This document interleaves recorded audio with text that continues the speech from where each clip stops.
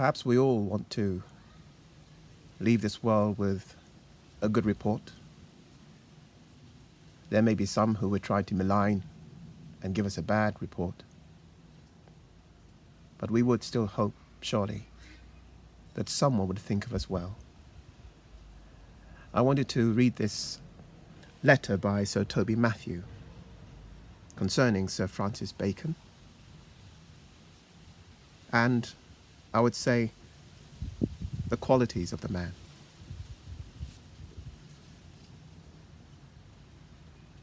And truly I have known a great number whom I much value, many whom I admire,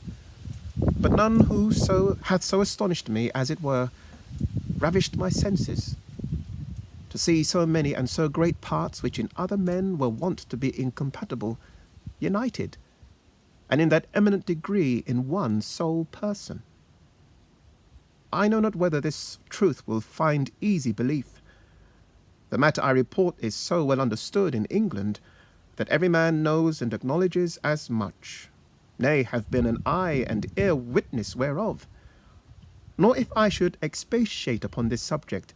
should I be held a flatterer, but rather a suffragan to truth. Praise is not confined to the qualities of his intellect, but applies as well to those which are matters of the heart, the will and moral virtue, being a man both sweet in his ways and conversation, grave in his judgments, invariable in his fortunes, splendid in his expenses, a friend, unalterable to his friends, an enemy to no man, a most indefatigable servant to the king, and a most earnest lover of the public, having all the thoughts of that large heart of his set upon adorning the age in which he lives, and benefiting as far as possible the whole human race. And I can truly say,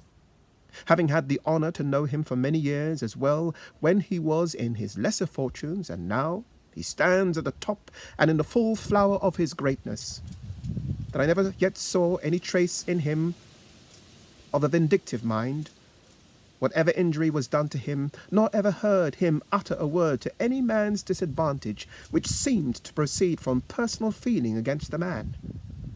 but only, and that too very seldom, from judgment made of him in cold blood. It is not his greatness that I admire, but his virtue. It is not the favours I've received from him, infinite though they be, that have thus enthralled and enchained my heart, but his whole life and character, which are such that, if he were of an inferior condition, I could not honour him the less, and if he were my enemy, I should not the less love and endeavour to serve him.